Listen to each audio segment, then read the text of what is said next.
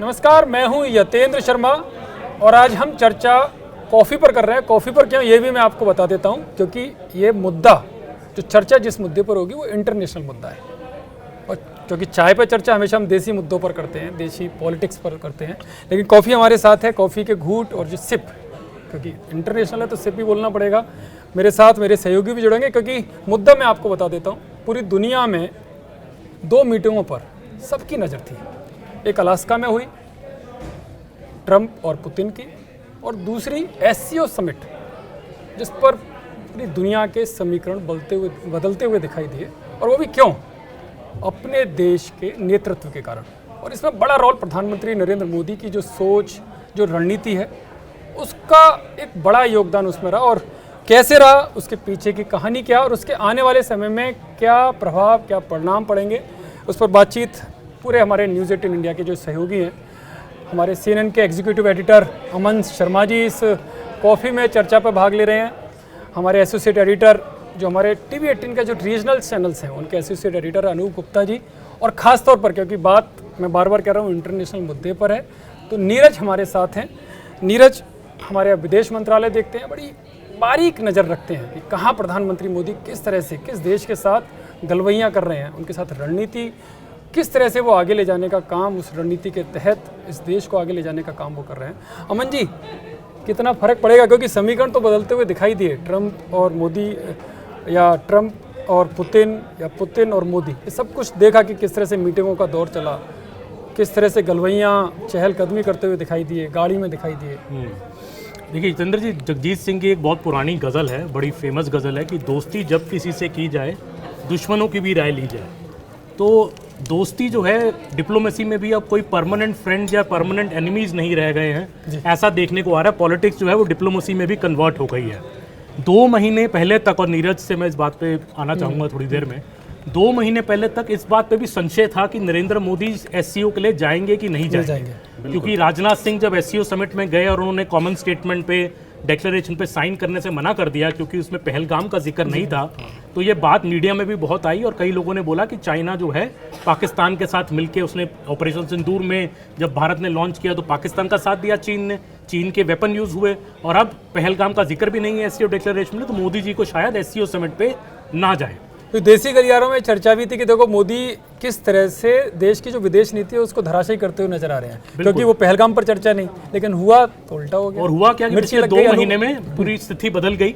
हमने देखा 25% टैरिफ, और जब तक मोदी जी चाइना पहुंचे तो 50% टैरिफ ट्रंप ने लगा दिया, जो एक टाइम पे जिनके लिए हमने यहाँ पे नमस्ते ट्रंप किया था गुजरात में, और जब मोदी वहाँ गए थे तो हाउडी मोदी के इवेंट पे ट्रंप उनके साथ आए थे। तो एक तरह से ट्रंप और मोदी की दोस्ती के बारे में सब कोई जानते हैं कि अच्छी दोस्ती थी, अच्छी केमिस्ट्री थी। पर ये टैरिफ के चक्कर में मुझे लगता है ईगो पर बात आ गई है, और स्पेशली जब ट्रंप ने ये चाहा कि भारत उनके झूठ का समर्थन करे कि उन्होंने सीज फायर करवाया, और मोदी ने बड़ी क्लियर, जो 17 जून की फ़ोन कॉल उन्होंने कनाडा से ट्रंप से की, उसमें क्लियरली मोदी ने बोल दिया कि आपका कोई रोल नहीं था, और इस बात को इंडिया ने सार्वजनिक भी किया। और डंके की चोट पर किया, डंके की चोट पर किया। उस 35 मिनट के फ़ोन कॉल का अमेरिका ने आज तक रीड आउट इशू नहीं किया है। मैंने यूएस डिपार्टमेंट को एक मेल भेजा कि उस कॉल में क्या हुआ, आप बताना चाहेंगे, तो उनका जवाब मुझे आया कि हम प्राइवेट डिप्लोमेटिक कॉन्वर्सेशन की जानकारी साझा नहीं करते हैं। तो ऐसा कुछ उस कॉल में ज़रूर हुआ जिससे ट्रंप और मोदी के बीच में खटास बढ़ गई, और ये हमें देखने को मिलता है जब मोदी चाइना जाते हैं, और जिस तरह से वहाँ पे हाव भाव आप कह रहे हैं, चाहे प्रेसिडेंट शी से मिलने के हों, चाहे पुतिन से मिलने के हों, बल्कि मैं तो ये कहूँ कि जो वो 45 मिनट की बातचीत कार के अंदर हुई है वो बहुत ही ज़्यादा महत्वपूर्ण है, क्योंकि ये चाइनीज़ धरती पे रशियन गाड़ी के अंदर प्रधानमंत्री मोदी और पुतिन बात करते हैं 45 मिनट तक। डेस्टिनेशन पर पहुँचने के बाद वो पहुंच गए हैं, गाड़ी पार्क है और दोनों बात कर रहे हैं, तो एक तरह की चाइनीज बग भी नहीं लग सकता उस गाड़ी में।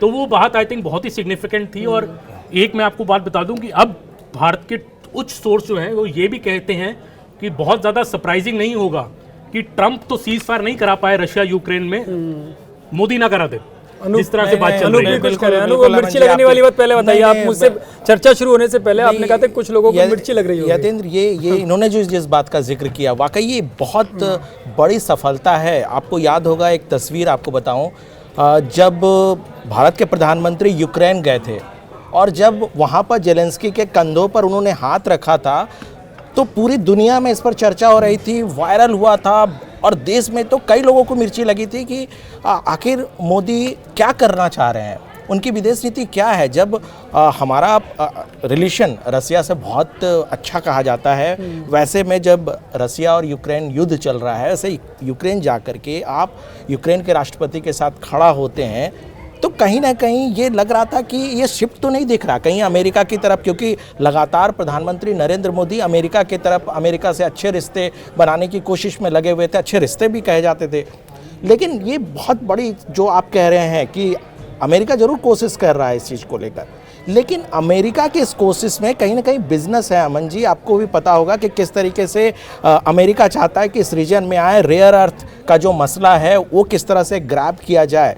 लेकिन भारत के प्रधानमंत्री ख़ासतौर पे मोदी जिस तरीके से रसिया के राष्ट्रपति से मिलते हैं, यूक्रेन के राष्ट्रपति से मिलते हैं, ये अपने आप में उनका जो बॉडी लैंग्वेज है वो बहुत कुछ बताता है। और यहाँ पर एक बहुत ही महत्वपूर्ण चीज़ बताना लाजमी है कि डोनाल्ड ट्रंप को लग रहा था कि जो वो ब्लैकमेल करने की कोशिश, एक शब्द जरूर है ब्लैकमेल, लेकिन लगातार ये कह रहा था कि आप रसिया से संबंध को अपने तरीके से फिट कीजिए, वो उससे तेल ना लें, कहीं ना कहीं एक ब्लैकमेल की पॉलिसी थी, उसको नहीं माना। उसको साफ तौर से देश के प्रधानमंत्री ने कहा कि नहीं, हम आपकी बात नहीं मानेंगे, दबाव है, लाख दबाव है, लेकिन नहीं मानेंगे। और जिस तरीके से वो चाइना में जा कर के राष्ट्रपति पुतिन के साथ मिलते हैं, 45 मिनट तक कार पे बैठते हैं, और जब कार का जिक्र है तो आपको याद होगा कि अमेरिका के राष्ट्रपति ने पुतिन को अपने कार पे बिठाया था और उन्हें बड़ी तस्वीर दिखाई थी।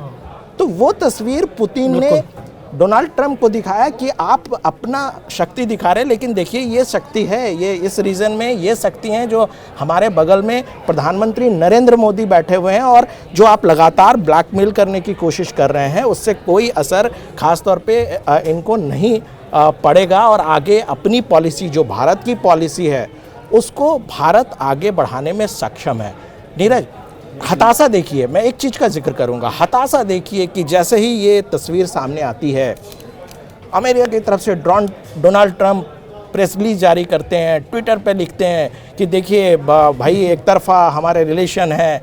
और हताशा तो ये है कि उनके सलाहकार हैं, उनके सलाहकार नवारो, वो क्या कहते हैं कि भाई भारत के ब्राह्मण जो हैं वो आप अंदाजा लगा लीजिए। इससे ये पता चलता है कि वो एक तो किस कदर भारत के जो कास्टिज्म है, जो जातिगत समीकरण है, उनको भी वो स्टडी कर रहे हैं, और किस तरह से इनमें आग लगाई जा सकती है, जो ज़्यादातर राजनीतिक पार्टियां तो यही करती हैं, उससे वो सीख लेते हुए कि भारत में अगर इस तरह से यतीन देखिए, इस समय अमेरिका की जो डिप्लोमेसी भारत को लेकर चल रही है वो दो तरह से चल रही है। एक है ट्रंप की डिप्लोमेसी और दूसरी है इंस्टीट्यूशनल डिप्लोमेसी। आपने देखा होगा कि अभी इतने विवादों के बाद भी, इतने टैरिफ लगाने के बाद भी, जो इंस्टीट्यूशनल डिप्लोमेसी है उसने कभी भी भारत के खिलाफ अभी कोई ऐसा बयान नहीं दिया जिससे भारत का जो डिप्लोमेसी या विदेश मंत्रालय हो, प्रधानमंत्री मोदी का कार्यालय हो, वो नाराज हो जाए। ट्रंप की डिप्लोमेसी अलग चल रही है जिसमें नवारो का आपने नाम लिया। दूसरी चीज़ अहम बात है कि इंस्टीट्यूशनल डिप्लोमेसी का जब मैं जिक्र करता हूँ, तमाम चीज़ें अपनी जगह पे चल रही है। अलास्का में युद्धाभ्यास चल रहा है। इसके अलावा विदेश मंत्री मार्को रूबियो का एक संदेश अमेरिकी दूतावास ने महज कुछ देर के बाद, वो तीनों नेताओं की जब तस्वीर आई, मोदी, पुतिन और जिनपिंग की, उसके बाद तुरंत जारी की। और हमारी भी अमेरिकी दूतावास से जब बात हो रही है, आपको मैं एक छोटा बहुत अच्छी जानकारी देने जा रहा हूँ। अमेरिकी दूतावास से हमने एक सवाल किया था, उस सवाल के जवाब में कि आपको याद होगा जो 25 अगस्त को बैठक होने वाली थी, उस 25 अगस्त को बैठक को लेके आप लोग का क्या कहना है, अमेरिकी दूतावास का क्या पक्ष है। पहले उन्होंने कहा कि हम इस बारे में आपको, जो हमारा ट्रेड है, हम वहाँ व्हाइट हाउस की तरफ या ट्रेड की तरफ आपको आप वहाँ से जवाब लीजिए। लेकिन उसके 1 या 2 दिनों के बाद एक जवाब आता है कि उसका संदेश यह था कि हम भारत के साथ रिश्ते को मजबूती से देखते हैं, भारत के साथ रिश्ते को वैल्यू देते हैं। तो एक तो इंस्टीट्यूशनल डिप्लोमेसी और दूसरे ट्रंप की डिप्लोमेसी। अब हुआ तीनों की मुलाकात के बाद आपने एक चीज़ खास बात नोटिस किया होगा, ट्रंप ने फिर धमकी भरे अंदाज में कि भारत टैरिफ कम करने की बात कर रहा है, ये कर रहा है, वो कर रहा है। वो भले दिया है, एक तरह से वो भी संतुलित करने की कोशिश कर रहे हैं, लेकिन दूसरी तरफ उनका इंस्टीट्यूशनल डिप्लोमेसी बार बार इस बात को कह रहा है कि हम भारत के साथ रिश्ते को आने वाले वक्त में मजबूती से देखते हैं। कई क्षेत्रों का जिक्र किया अमेरिकी दूतावास ने और मार्को रूबियो ने। एक चीज़ आपने दबाव में बात की अभी थोड़ी देर पहले, अनूप जी ने एक दबाव, देखिए अगर प्रधानमंत्री मोदी के चीन दौरे को देखो तो किसी का भी दबाव इन पर काम नहीं किया। पहला ये, न ट्रंप का दबाव काम किया, तस्वीरें उनको संदेश पहुंचा चुकी हैं, लेकिन प्रधानमंत्री ने खुद कहा है कि तीसरे देश को यह संदेश नहीं जाना चाहिए। भारत और चीन के रिश्ते या पुतिन के साथ भी रिश्ते जो कि परंपरागत तौर पे मजबूत हैं, उससे अमेरिका के लिए यह संदेश नहीं है, पीएम ने यह साफ कर दिया है। इसके अलावा प्रधानमंत्री पहले ही बोल चुके हैं कि हम अपने किसानों पशुपालकों के हितों से समझौता नहीं करेंगे। दूसरी चीज, चीन के साथ करीबी, देखिए न्यूज 18 इंडिया के दर्शकों को यह बताना चाहेंगे कि कभी भी आने वाले मुझे 10-20 साल में भी आर्थिक तौर पे अमेरिका की जगह भारत ले ले, इस बात की उम्मीद बिल्कुल कम है। क्यों आपको बताता हूँ, क्योंकि भारत का व्यापार बहुत ज्यादा होता है चीन के साथ। दूसरा ट्रेडिंग पार्टनर है, $132 बिलियन आपका अमेरिका के साथ होता है और $127 बिलियन के आसपास आपका चीन के साथ होता है। लेकिन जो ट्रेड डिफिसिट है $100 बिलियन का चीन के साथ है और आप 40-45 बिलियन सरप्लस में है अमेरिका के साथ। इसीलिए हम तरजीह देते हैं, पीपल टू पीपल कनेक्ट जो है वो चीन के साथ कम है। पूरे चीन में 50,000 भारतीय समुदाय के लोग रहते हैं और पूरे अमेरिका में 50 लाख, और चीन में भी जो भारतीय समुदाय के लोग रहते हैं यतीन्द्र, उनमें 8,000 जो हैं वो मेन लैंड चाइना में रहते हैं, बाकी 40,000 हांगकांग और मकाऊ में रहते हैं। तो आप इससे पीपल टू पीपल कनेक्ट का समझ सकते हैं। एक और चीज़ कही जाती है ट्रेड में कि जब आपका ट्रेड बहुत डिफिसिट में है, मान लीजिए आपका ट्रेड चीन और भारत का बहुत $100 बिलियन हम डिफिसिट में, तो उसका एक काउंटर कहते हैं लोग डिप्लोमेसी में कि आपने अगर निवेश ज़्यादा कर दिया तो वो बैलेंस हो सकता है। जैसे रूस और भारत का जो ट्रेड है वो यूक्रेन युद्ध से पहले $10-12 बिलियन का चल रहा था, आज 60-65 बिलियन है। वहाँ भी ट्रेड डिफिसिट हमारे देखिए मामला इंटरनेशनल है, लेकिन इसे देसी मुद्दों में समझाया तो हो सकता है हमारे दर्शक अच्छे से समझ पाए, क्योंकि ये किसानों से जुड़ा मुद्दा भी है। क्योंकि बार बार प्रधानमंत्री मोदी कह रहे हैं कि हम अपने किसान, मजदूर और कृषि से संबंधित जो भी चीज़ें उनके साथ समझौता नहीं कर सकते, उनका हित नहीं होने देंगे। तो कैसे नहीं होने, इस पर कितना असर पड़ेगा? देखिए, आपने जो बात की उसको मैं बता रहा हूँ, लेकिन जो ट्रेड जैसे रूस के साथ मैं आपको बता रहा था, आम लोग ये समझते हैं आज के डेट में यतीन्द्र, हम लोग सोच रहे हैं कि आम लोगों को नहीं समझ आ रही है। आम लोगों को ये सब बातें अब पूरी तरह से समझ आती है, क्योंकि व्हाट्सअप, यूट्यूब, हम आप जो कार्यक्रम करते हैं उसके जरिए उन तक जानकारी पहुँचती है। जैसे $36 बिलियन का हमारा और रूस का निवेश है और व्यापार का ट्रेड डिफिसिट हमारा 50-60 उनके साथ भी है, लेकिन यहाँ ट्रेड डिफिसिट है तो यहाँ निवेश भी है। तो उसको आप तो चीन के साथ केवल $2-3 बिलियन का, पिछले 10-15 सालों की बात कर रहा हूँ। तो अमेरिका की जगह चीन कभी नहीं ले सकता। प्रधानमंत्री मोदी ने इसलिए चीन के साथ रिश्तों को संतुलित किया। जो बड़े फैसले होने तो वो हो चुके थे स्पेशल रिप्रेजेंटेटिव में, 2 ग्रुप बन गए थे, एक्सपर्ट ग्रुप और वर्किंग ग्रुप, जो बॉर्डर मसले को देखेंगे। इसके अलावा आपको एक और जानकारी दे दें आम लोगों को, चीन के साथ हमारा जो एक नॉर्मल मैकेनिज्म है, जनरल मैकेनिज्म है पश्चिमी सेक्टर में, इसके अलावा 2 और सेक्टर के लिए भी वो मैकेनिज्म बना दिया गया है। ये सब चीजें पहले हो चुकी थी। एक और संकेत, मैं आ रहा हूं, एक मिनट में अमन जी ने बहुत अच्छी बात कही।